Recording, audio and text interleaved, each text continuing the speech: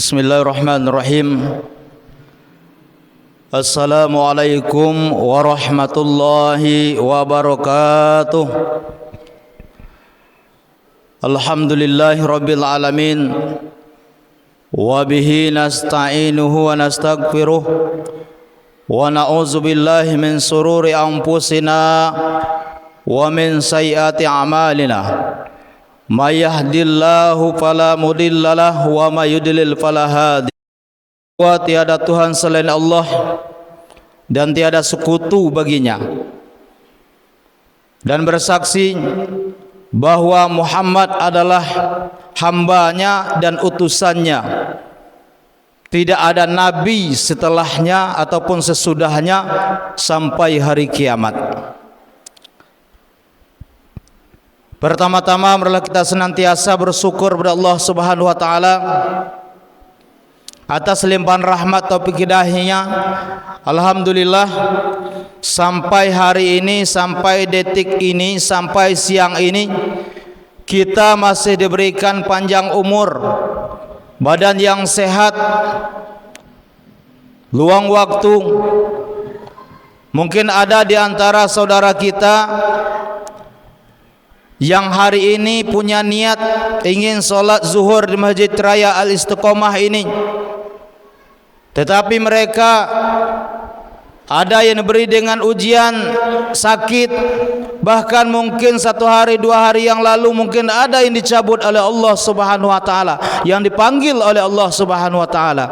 Oleh karena itu sudah wajib kita bersyukur kepada Allah sampai hari ini kita masih diberikan kesempatan. Secara zahir umur kita bertambah, namun secara hakikatnya umur kita berkurang dari ketetapan Allah Subhanahu wa taala.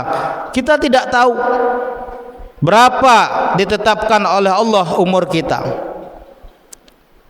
Kemudian salawat dan salam marilah selalu kita curahkan kepada arwah baginda Rasulullah sallallahu alaihi wasallam.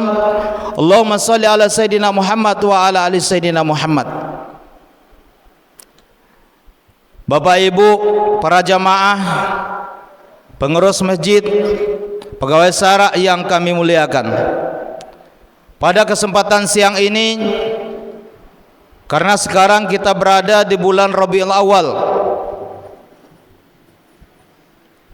yang tidak asing lagi bagi kita, yaitu dalam rangka memperingati Maulid Nabi. Jadi siang ini saya mengambil judul atau memberi judul atau tema, yaitu mengambil iktibar, pelajaran dari perjuangan Rasulullah SAW masa lalu.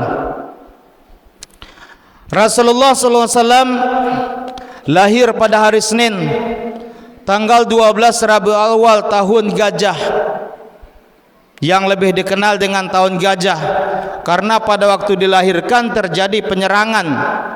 Raja Abraha ingin merubuhkan Ka'bah dengan menggunakan gajah. Atau kalau bulan Masehi, tanggal Masehi tanggal 20 April 571 itu Rasulullah lahir. Umurnya 63. Umur beliau wafat 63 tahun. 571 ditambah 63 tahun, 634 tahun. 2024 dikurang 634 tahun sampai saat ini berjarak 1390 tahun sejak Rasulullah wafat. Bapak Ibu jamaah salat zuhur yang dirahmati Allah, bagaimana perjuangan Rasulullah dalam menegakkan agama Islam dan dalam menegakkan kalimat tauhid? Diawali dengan menegakkan agama Islam itu secara sembunyi-sembunyi. Kenapa dia diam-diam menegakkan agama Islam? Kenapa tidak langsung terang-terangan? Karena pada waktu itu salah satunya Rasulullah takut dakwah secara terang-terangan, yaitu ditakuti adalah 2 orang Umar bin Khattab dan Umar bin Hisam atau Abu Jahal. Rasulullah takut dengan 2 orang ini awalnya. Kenapa dia takut? Karena 2 orang ini adalah orang yang sangat baga, orang yang sangat berani. Ketika itu dia belum memeluk Islam. Dia takut. Bahkan satu-satunya manusia yang ditakuti oleh setan adalah Umar bin Khattab. Tidak ada manusia yang lain ditakuti oleh setan. Satu-satunya manusia yang ditakuti oleh setan adalah Umar bin Khattab, saking bagaknya. Sehingga Rasulullah berdoa, ya Allah, Islamkanlah salah seorang Umar ini ya Allah. Doanya dikabulkan, doanya dijabah, sehingga masuk Islamlah Umar bin Khattab. Siapa yang diajak untuk pertama kali memeluk agama Islam? Yaitu dari keluarga Bani Hashim, keluarganya sendiri. Karena Muhammad ini bapaknya Abdullah, datuknya Abdul Muttalib. Muhammad Abdullah Abdul Muttalib Hashim inu Manab inu Qusay Kilab Murrah Ka'ab Lu'ay Ghalib Fihir Malik dan Nador Kinana Huzaimah Mudrikah dan terus ke atasnya. Keluarga diajak dulu. Siapa yang pertama kali masuk Islam? Dari pihak perempuan Siti Khadijah, dari pihak laki-laki Abu Bakar, dari kaum anak-anak Ali bin Abi Thalib.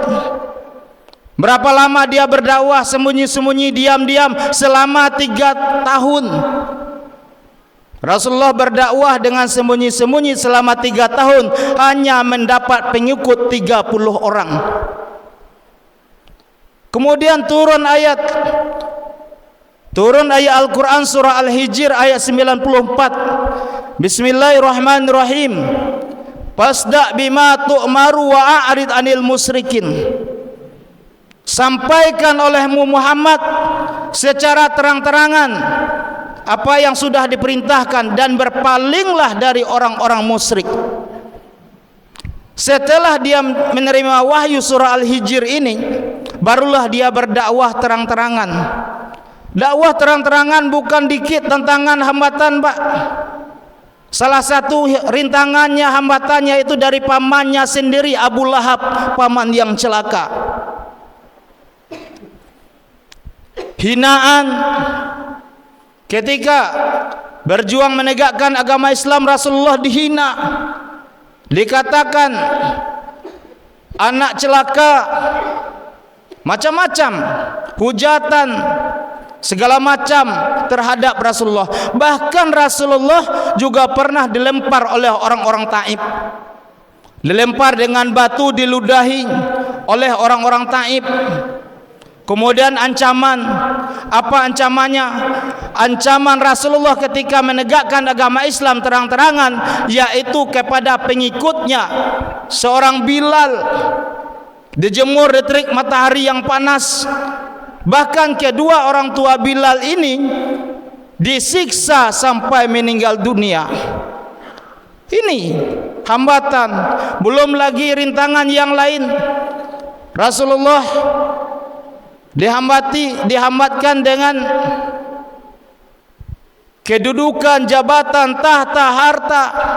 Bahkan orang kafir Quraisy mengatakan, wahai Muhammad, seandainya engkau mau jadi pemimpin kami kafir Quraisy, kami akan serahkan semua harta kami untuk engkau, kami akan serahkan jabatan untuk engkau, pemimpin tertinggi di dalam kaum kafir Quraisy.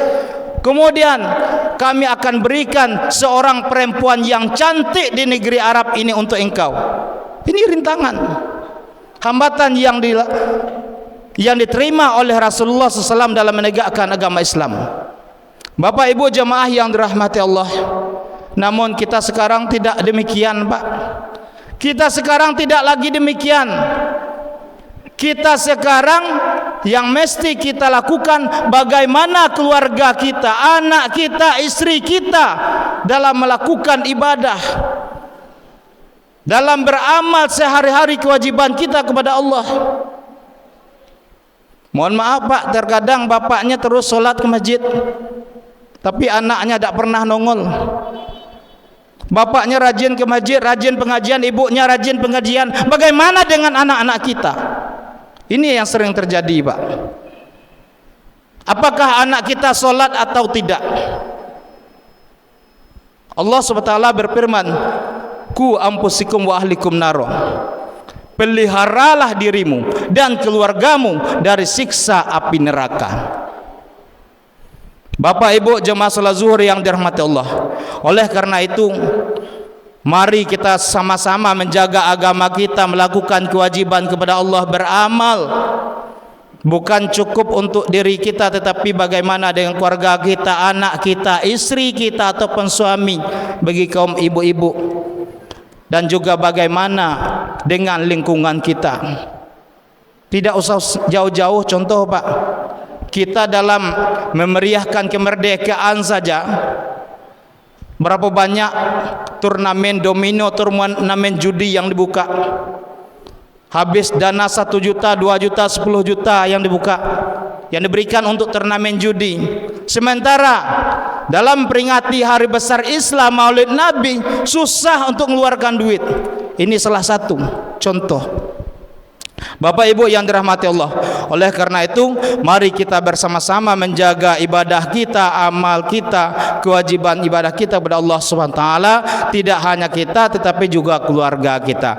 Demikian yang dapat kami sampaikan, lebih kurang mohon maaf. Subhanallah wa bihamdihi, subhanakallahumma wa bihamdika, asyhadu an la ilaha illa anta, astaghfiruka wa atubu ilaik. Wassalamualaikum warahmatullahi wabarakatuh.